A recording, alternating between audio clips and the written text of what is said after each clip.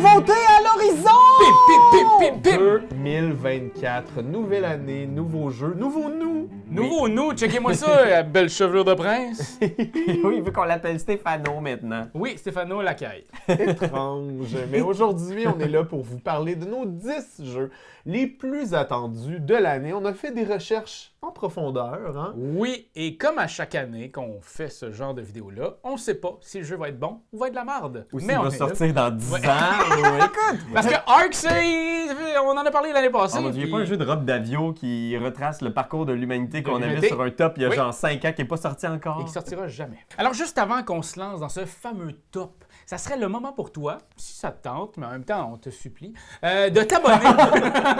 Abonne-toi, comme ça, tu vas voir toutes nos nouvelles vidéos qui s'en viennent des prochains jours, des prochaines semaines, pour le reste de ta vie et Pas pour le reste de compliqué, la on va survivre si tu t'abonnes. Et on commence tout de suite en numéro 10 avec Cascadero. Eh oui. Un nouveau jeu de Rainer Knizia qui a eu un financement participatif. Docteur! J'aime tes réactions, Douai. C'est fou parce que Knizia, il fait tellement partie de nos vies. On a joué avec Knizia ce matin. Après ça, on a parlé full de Zovadis. Ouais, c'est ça, il y a plein de jeux présentement où est-ce que. Ouais. Ben, c'est ça, on l'aime, ce gars-là. Là. Ben, c'est que c'est emballant parce que, oui, bien sûr, il en sort des milliers des jeux de Knizia, mais celui-là, Cascadero, si on veut, ça semble être un mélange de tous les jeux qui font la signature Knizia. Fait qu'on reconnaît Tigris and Euphrates, on reconnaît Blue Lagoon.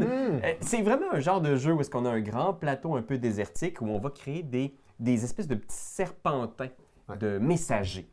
Et on va vouloir essayer de relier certaines villes pour faire scorer nos grosses lignes de messagers sur le plateau. Là, il y a un scoring inverse. Il y a le fameux scoring inversé où tu vas faire les points de ta plus petit score, le fameux Knizia signature move. Ce qui est bien, c'est que le Kickstarter aussi de Cascadero permettait aux gens C'est un Kickstarter, c'est un sociofinancement. un Est-ce socio-financement. qu'on va l'avoir, le jeu? Ben, il y en a Ben, certains qui ont eu leur Kickstarter là parce que c'est un Kickstarter qui date du début de l'an dernier. OK. Fait qu'il y a des gens en ce moment qui ont reçu leur copie de leur Kickstarter. Fait qu'on peut espérer peut-être qu'ils soient dans le commerce bientôt. Ce qui est génial dans ce genre de jeu-là de Knizia, à mon avis, c'est que c'est le genre de jeu qui est super complexe, qui est super tactique, où tu peux vraiment devenir vraiment bon, maîtriser ce jeu-là, mais qu'il y a 5 pages dans le livret de règles. Tu sais, ça Ok. peut- tu sais, Ça comme- s'adresse comme à tout le monde, mais tu peux devenir professionnel dans le jeu. Wow. Tu peux vraiment apprendre à le maîtriser. Moi, c'est ce que j'aime de ces jeux-là de Knizia, tu sais. Fait que non, j'ai bien hâte. En numéro 9, on aura Pixies. Oui, Pixies, nouveau jeu de chez Bombix qui va sortir fin du mois de février. Les informations. Déjà, tu m'as. Tu m'as. Hey, tu vas voir comment je vais t'avoir plus encore. Et t'as-tu vu? Il s'en vient là! Mais là, ce que vous voyez, c'est même pas la boîte en soi, c'est juste l'image d'un personnage de Pixies qui a été fait par l'illustrateur qui va illustrer tout le jeu. Ok. On parle ici d'une petite boîte à la Sea Salt and Paper OK. de Johannes Goupy. OK. C'est ça, hein? Oui, oui, En oui. train de me foutre. Bravo, non, bravo.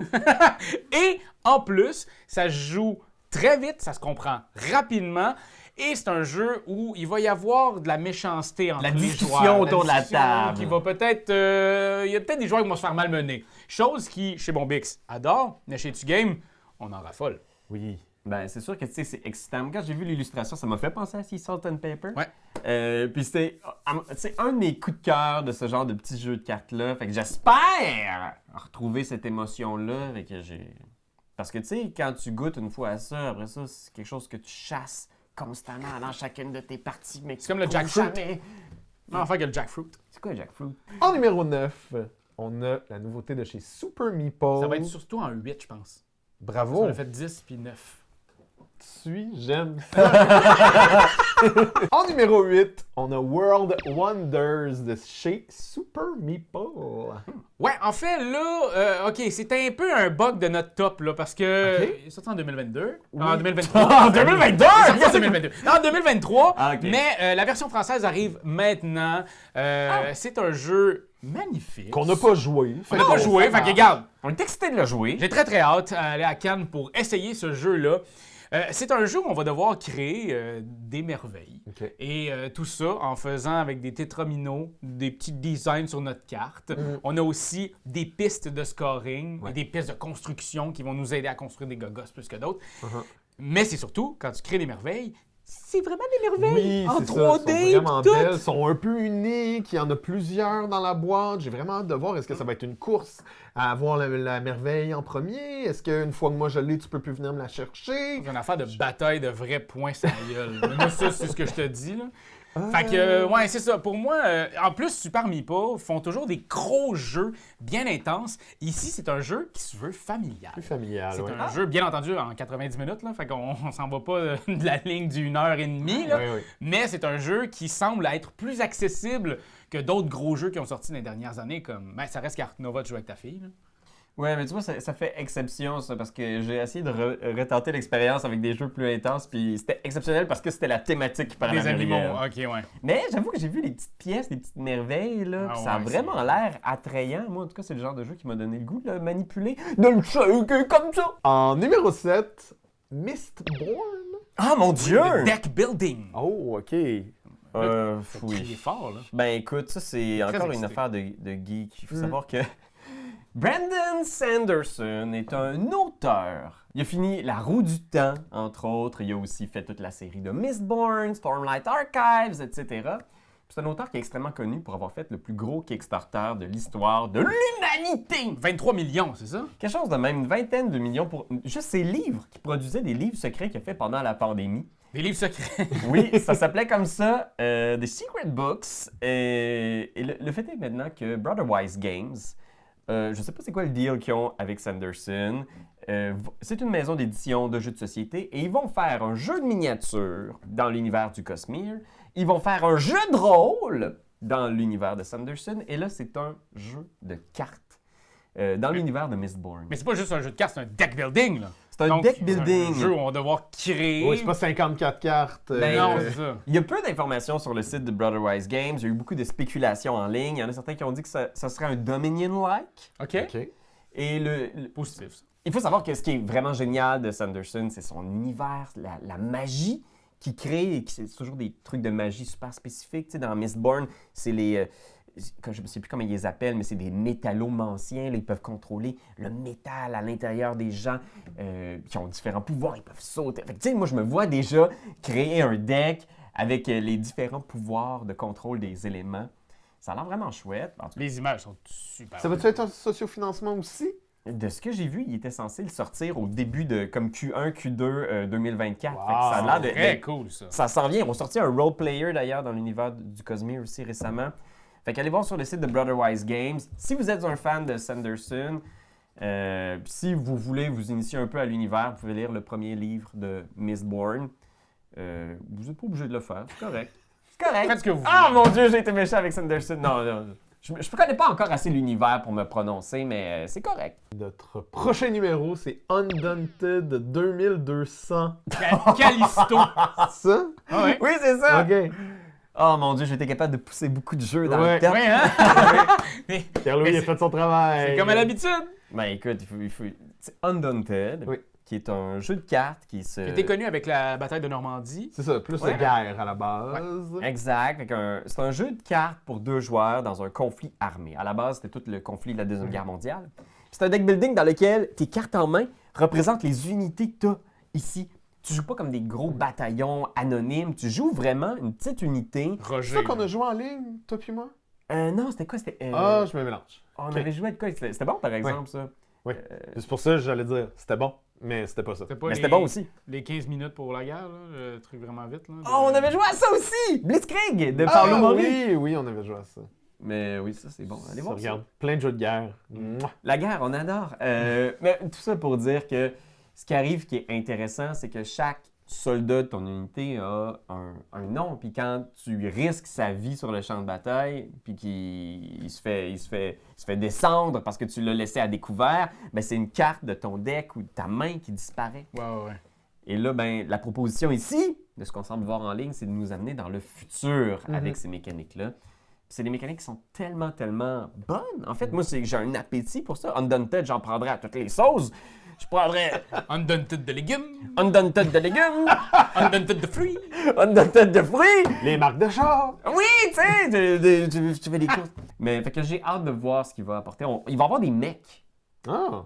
Puis aussi des dames, là. Non, mais... En numéro 5, on a le boss de l'heure, mesdames et messieurs. On a hâte d'y jouer, mais je pense qu'on n'est pas les seuls. C'est un vrai jeu ou c'est juste une joke qui a circulé sur Internet? Non, c'est un vrai jeu. Wingspan! Wormspan. Wingspan. Wormspan. Encore une fois, on a de la difficulté à le dire, mais... Wyrm. Mais pour vrai, moi, il m'intrigue beaucoup. Parce qu'à la base, Wingspan a quand même une icône Oui, maintenant, est devenu Ouais. comme une icône des jeux d'entrée de gamme gamer pour les Ouais. gens. Ouais.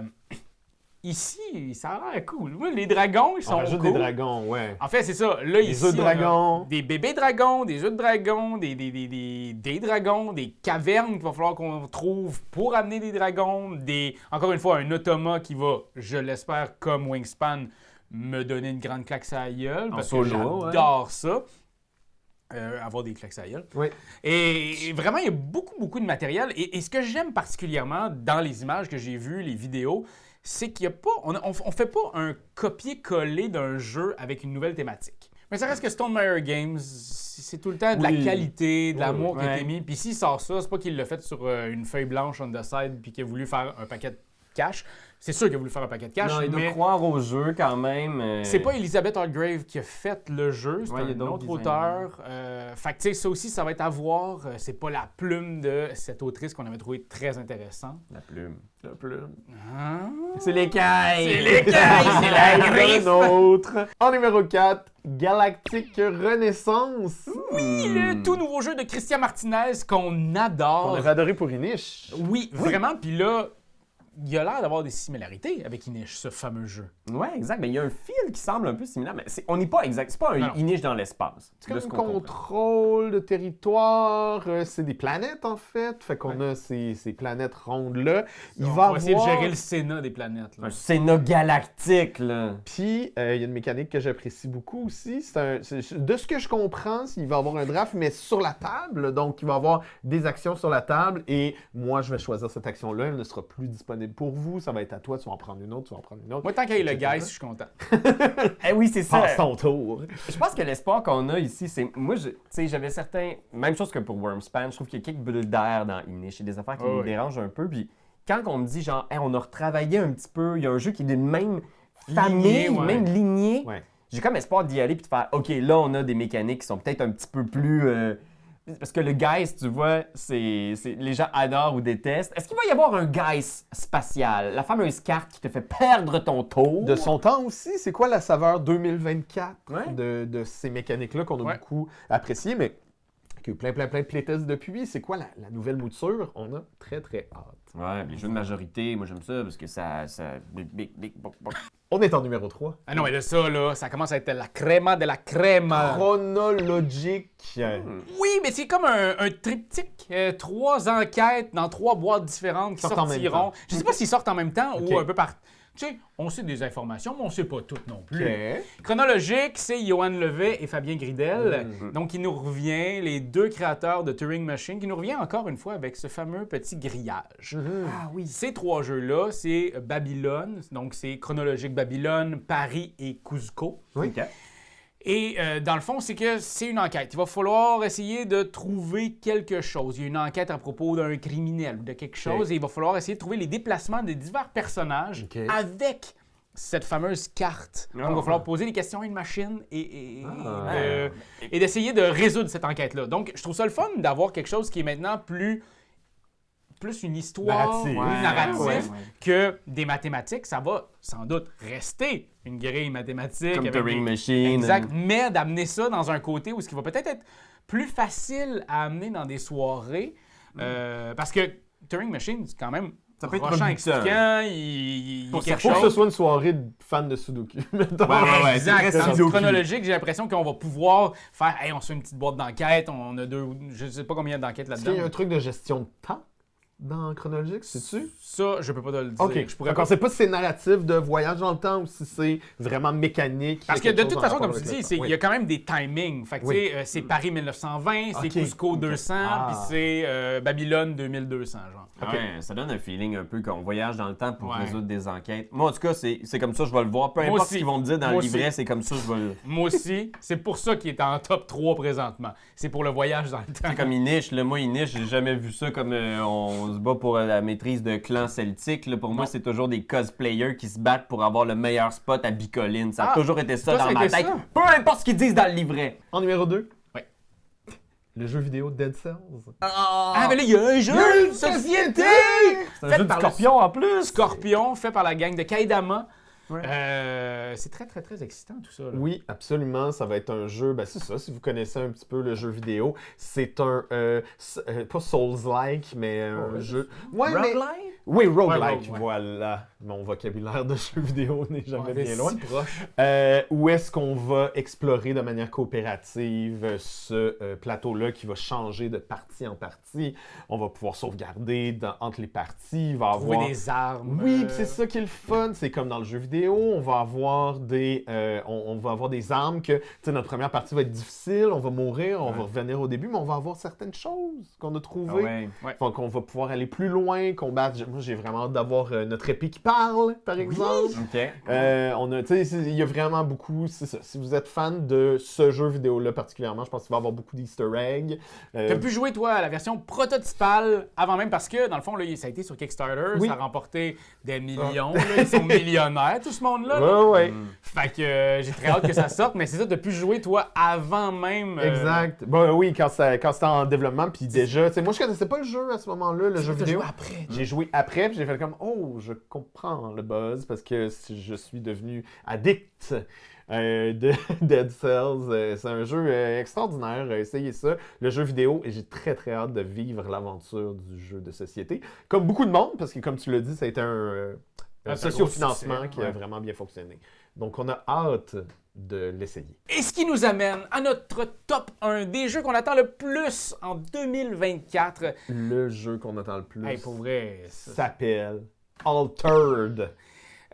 c'est le fameux TCG de Régis Bonessé qui était... Ouais. Qu'est-ce qu'il y a? CCG? C'est la même chose en Mais fait. c'est en C'est français. trading card game puis Mais collectible c'est que- card game, ouais. Fait qu'il y a quelque chose de très intéressant sur ce jeu-là. Régis, moi, c'est drôle parce que j'y avais parlé quand il avait quitté Libellude. Oui. Et il m'a tout de suite parlé de ça. Il travaillait sur projet-là. ça. Ah ouais. Et on parle de ça il y a environ 2 ou 3 ans. Donc, c'est quelque chose qui m'assère dans sa tête depuis longtemps. Et c'est pas un auteur qui fait de quoi, justement, à brûle pour point, puis on sort ça parce que j'ai envie de faire de quoi pour faire full cash là maintenant. C'est vraiment quelqu'un qui a envie de faire un produit de qualité. Puis j'ai l'impression que ce Altered est très, très, très de qualité. Ouais, moi, je dois avouer, j'ai trouvé ça très étonnant que dans les dernières années, on ait vraiment fait un retour vers le jeu de cartes à collectionner, justement, parce que ça nous rappelle Magic, le grand-papa de toutes les cartes. De toutes les cartes. De toutes les cartes. De tous les jeux de à cartes jouer. à collectionner. Puis, on a vu récemment l'Orcana qui a fait un méga buzz. Il y a Star Wars Unlimited qui va sortir bientôt. Puis là, Altered, moi, je dois avouer, tu sais, ça prend quand même du guts. Lancer un ouais. CCG qui va être aussi, je pense, révolutionnaire à certains égards. Oui, dans l'idée aussi de... l'idée que quand tu achètes des cartes, ben, ces cartes-là t'appartiennent. Ouais, t'as comme la possession théorique de la carte, digitale. Puis tu peux la vendre à quelqu'un Mais et tu lui, il peut vends- la print on demand. C'est ça, fait que tu vends pas la carte en soi, tu vends la propriété. propriété de la Ah. carte. Et cette personne-là peut écrire à la compagnie et dire j'ai maintenant les droits, nanana, voici la preuve de pourquoi j'ai les droits, et se faire printer la carte pour une coupe de piastres, puis that's Très it. cool. Ben ça va rester tout ça à déterminer. Tu sais, je veux dire... Excuse-moi. Ça a l'air... Donc tout ça, en fait, c'est des choses dont les gens ont beaucoup parlé en ligne. De comment est-ce que cette espèce de boutique digitale de Altered va fonctionner? Il y a des gens que ça rebute, il y a des gens qui crient au génie. Parce que justement, même si tu te fais voler, mettons, ton deck avec des cartes extrêmement rares, ben tu n'as pas perdu 30 000 $. Tu es toujours propriétaire de ces cartes-là. Tu vas peut-être pouvoir les faire réimprimer. Puis mécaniquement, le jeu, c'est un jeu de bataille, c'est un jeu qui va jouer du 1 contre 1, c'est du jeu... Ce que j'ai vu, c'est du 1 contre 1. Ouais. Il a l'air de porter beaucoup de l'ADN des jeux qu'on a pu voir, par exemple, chez Libellud dans les dernières années, comme Seasons, même Dixit, à la limite, il y a beaucoup de ce côté-là très éthéré, onirique. On est dans un monde où la réalité a été altérée par des rêves, quelque chose de même. OK. Puis on fait des expéditions. Donc c'est du one-on-one, tu as le leader de ton expédition, puis tu as devant toi des cartes qui sont des lands, des territoires à explorer. Puis tu as une piste qui représente, dans le fond, ton pion d'exploration. Puis c'est une espèce de course où tu veux faire rencontrer 2 pions. Et tes cartes, dans le fond, vont représenter tous les gens qui font partie de ton équipe, qui vont avoir différentes spécialités, qui vont te permettre d'avancer sur certains terrains plus vite que sur d'autres, qui vont pouvoir retirer peut-être des avantages à l'autre. C'est très intéressant, mais surtout, c'est pas pète la gueule à ton adversaire, fais-lui perdre ses 50 points de vie, puis that's it, c'est la fin de la game. Ouais, c'est ça qui fait du bien. Je trouvais ça intéressant. Tu sais, je veux dire, j'ai regardé un petit peu un run-through d'une partie en ligne. Est-ce que le deck building va être intéressant? Est-ce que ça va... Ouais, c'est ça, c'est tout à voir, on n'a aucune idée, là. C'est peut-être la renaissance du CCG! Hey, on le souhaite. Et on vous souhaite surtout une année 2024 ludique, pleine de nouveautés, plein de nouveaux jeux. Et vous, à la maison, c'est quoi le jeu que vous attendez le plus? Ou votre top 10, si ça vous tente, écrivez-nous. On va checker ça, on va mettre ça dans une petite liste, puis on va essayer de vous en parler cette année. C'est ça, t'imagines-tu comment ça va être fou cette année-ci? Like C'est juste ça qu'on te demande! Hey, come on! T'as aimé le vidéo? Hey, y'en a plein ici qui pourraient être trop cool! Abonne-toi! Like donc! Pis vas-y, donne des commentaires! Des commentaires, on en veut des tonnes! Tu veux devenir mon patron? Va sur Patreon! Va sur Patreon! Hey ho!